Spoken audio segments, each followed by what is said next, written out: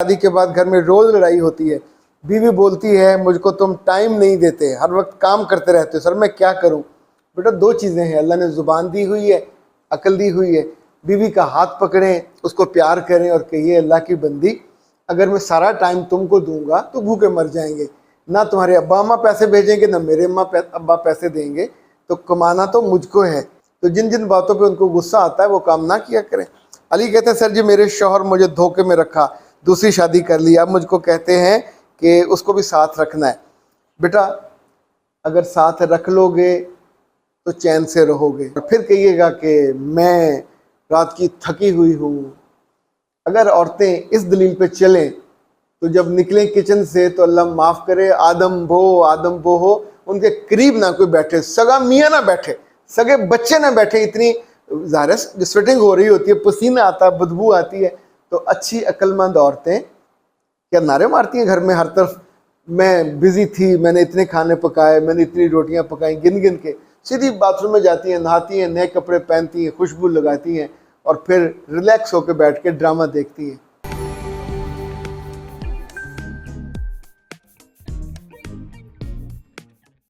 बिस्मिल्लाहिर्रहमानिर्रहीम। खातिन हज़रात, मैं हूँ अख्तर अब्बास और आप सबको आपके छोटे छोटे सवालों और इस दफ़ा छोटे छोटे जवाबों के साथ सलाम अर्ज़ करता हूँ। फैसल कहते हैं सर शादी के बाद घर में रोज़ लड़ाई होती है, बीवी बोलती है मुझको तुम टाइम नहीं देते, हर वक्त काम करते रहते हो। सर मैं क्या करूँ? बेटा दो चीज़ें हैं, अल्लाह ने ज़ुबान दी हुई है, अकल दी हुई है।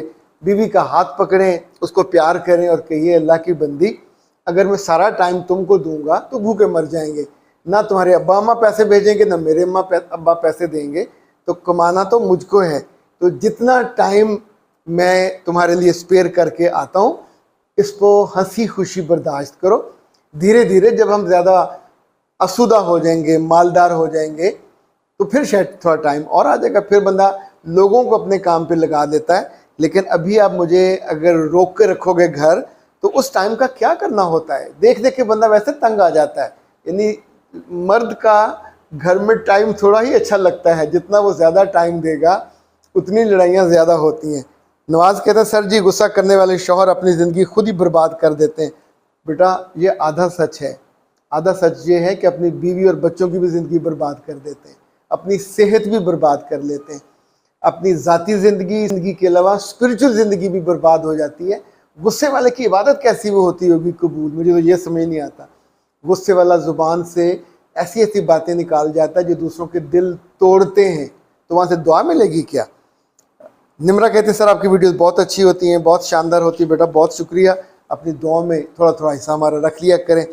जब अच्छा आजकल एक नया आया है फैशन के ये रिवाज, लोग हरम में पहुँच के खाना काबा के सामने कैमरा ऑन करके कहते हैं कि सर हमने आपको याद किया। अच्छा लगता है और अल्लाह करे तो वो उनकी दुआएं हमारे हक़ में कबूल हों। उस्मान कहते हैं कि सर जी मैं अपने शौहर का गुस्सा बर्दाश्त कर रही हूँ, क्या करूँ? करते रहो अपना गुस्सा, जबन दिखाओगे तो दो तलवारें होंगी आमने सामने, और दो तलवारें जब लड़ेंगी आपस में तो मेरे बच्चे आपकी तलवार बदतमीजी करेगी, बदतमीजी करेगी, ज़ुबान दराज करेगी, लड़ेगी तो कट जाएगी। तो मैं जब आपसे समझाता हूँ और आप इस पर गुस्सा करते हो कि हमको क्यों समझाते हो, भाई वो नंगी तलवार है, उसके साथ खरबूजा जाके लगेगा, टकरेगा तो क्या होगा? दो टुकड़े हो जाएगा, रिश्ता ख़त्म हो जाएगा। तो मान जाया करो, जिन जिन चीज़ों पे आपके मियाँ पागल भी हों तो पागलों की भी तो हम केयर कर लेते हैं ना, उनको भी संभाल लेते हैं। तो जिन जिन बातों पे उनको गुस्सा आता है वो काम ना किया करें। अली कहते हैं सर जी मेरे शौहर मुझे धोखे में रखा, दूसरी शादी कर ली, अब मुझको कहते हैं कि उसको भी साथ रखना है। बेटा अगर साथ रख लोगे तो चैन से रहोगे। उसे एक कमरा दे दें, ऊपर वाला पोर्शन दे दें, वो अलग चला जाएगा तो 3 दिन वहाँ जाके रहेगा, 3 दिन आपके पास रहेगा, फिर भी अब रोया करोगे। बंदा वैसे अंदर से मुतमिन नहीं होती। अब एक चीज़ हो गई है तो इसको, दूध शरीक बहन भाई हो सकते हैं तो मियाँ शरीक दो औरतें क्यों नहीं हो सकती? कर लीजिए। अब मुझे ये मत कहिएगा कि आप हमें इस तरह की बात क्यों समझाते हैं। दूसरा तरीका भी है, छोड़ दीजिए, अपने बच्चों को यतीम मस्कीन कर दीजिए, जगह जगह रुलते फिरें, अपने मामू के घर 2 नंबर शहरी बन के, अपने चचों और फुफियों के घर, क्योंकि आपने तो गुस्सा कर लिया, उसको माफ़ नहीं किया, तो कीमत तो आपके बच्चे चुकाएंगे। खुद आपके अगर अब्बा अम्मा हैं तो बिस्मिल्लाह, अगर नहीं है तो भाई और भाभी सारी उम्र 1 लाख रुपया खर्च करने की पोजीशन में नहीं होंगे आप पे कि आपका कहीं और जगह ब्याह कर दें। सो रियलिटी को मानना चाहिए, उस पर चलना चाहिए। अंबर कहती है, सर जी शादी की पहली रात एक दुल्हन थकी हुई होती है, कैसे नेक्स्ट सुबह अपना चेहरे पे ग्लो लाए? तो फिर सुबह, बेटा कैसी अहमकाना बात आप सोच लेते हो। यानी हम हमेशा उस चीज को रद्द करने के बारे में सोचते हैं जो आपके फायदे में होती है। ओके, आप अपने मुंह पे थोड़ी मट्टी लगा लीजिएगा, अब मैं कालक तो नहीं कह रहा, कुछ और ऐसी वाहियात चीज लगा लें जो मुंह आपका गंदा लगे। मत उठिएगा, पड़ी रहिएगा अपने उस बेड पे कि मैं रात की थकी हुई हूँ। तो ये इश्तिहार दोगे कि मैं रात की थकी हुई, तो आपकी इज्जत होगी? या लोग आके आके वो पता नहीं कैसे करते हैं, ऐसे आके वो जो आई डोंट नो इधर को करते हैं इधर को करते हैं, लेकिन वो खवातीन करती हैं, बुलाएं लेती हैं, तो क्या आपकी वो सास और बाकी लोग नंदे बुलाएं लेंगी?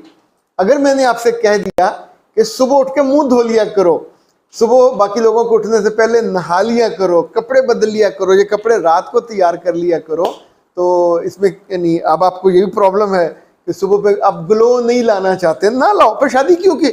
घर में उसको बिल्कुल फर्स्ट क्लास इस्त्री करके फिर उसकी रैपिंग करते हैं, फिर उसको प्लास्टर करते हैं, फिर गत्ता चढ़ाते हैं, तब रखते हैं। ये है glow, this is the product. उससे उतने पैसे तो ये डॉट वाले, जे डॉट वाले या दूसरे वाले उसके पैकिंग पे लगा देते हैं। तो मेरे बच्चे, फेस इज पैकिंग, आइज ये आपका वो कैमरा है जो इंटरेक्ट करता है। आप नहीं करना चाहते, चुची सी आंखें करके गंदी मत इनको धोइएगा, पड़े रहिएगा, ऑप्शन है आपके पास। और फिर कहिएगा कि मैं रात की थकी हुई हूँ। अगर औरतें इस दलील पे चलें तो जब निकलें किचन से तो अल्लाह माफ़ करे, आदम बो हो, उनके करीब ना कोई बैठे, सगा मियाँ ना बैठे, सगे बच्चे ना बैठे। इतनी ज़ाहिर है स्वेटिंग हो रही होती है, पसीना आता है, बदबू आती है।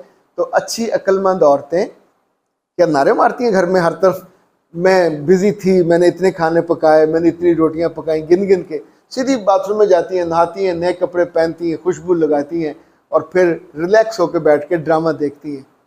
एक ये ऑप्शन है, वैसे आपने माननी तो है नहीं है, आप उसी ऑप्शन पे जाइए, पड़ी रहिएगा। जो उसके जो नताइज हों मुझे ज़रूर बताइएगा।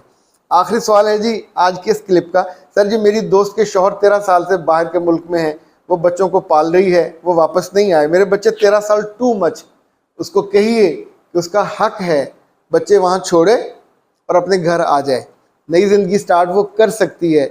मियाँ को फाइनल इतला करे कि भाई साहब अगर तो लेके जाना है तो ले जाइए, तो मैं आपके साथ हूँ, वरना इट्स ओवर।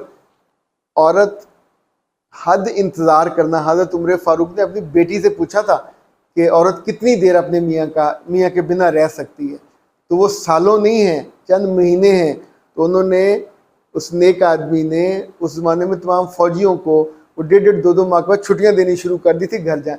ज़िंदगी नॉर्मल चीज़ों के साथ चलती है, इंसानी ज़रूरतों के साथ, मिजाज के साथ। ऐसे थोड़ी चलती है कि आप जानवरों की तरह बेहिस होके वहाँ पड़े पैसे कमाते हैं। वो पड़े आपके बच्चों के किस काम के जिनका बाप ही नहीं है, उस बीवी के किस काम के जिसकी पूरी जवानी, खूबसूरती, खुशी सब गारत हो गई उस घर में जहाँ किसी ने उसकी कदर नहीं की। ऐसी औरतों के जिनके मियाँ सर पे नहीं होते, ये बहुत बेकदरी की ज़िंदगी बसर करती है, मुझे माफ़ कीजिएगा, बहुत बेकदरी इनकी होती है। उनके माँ बाप भी कदर नहीं करते और दूसरे किसी ने क्या करनी। इजाज़त दीजिए, अस्सलाम वालेकुम।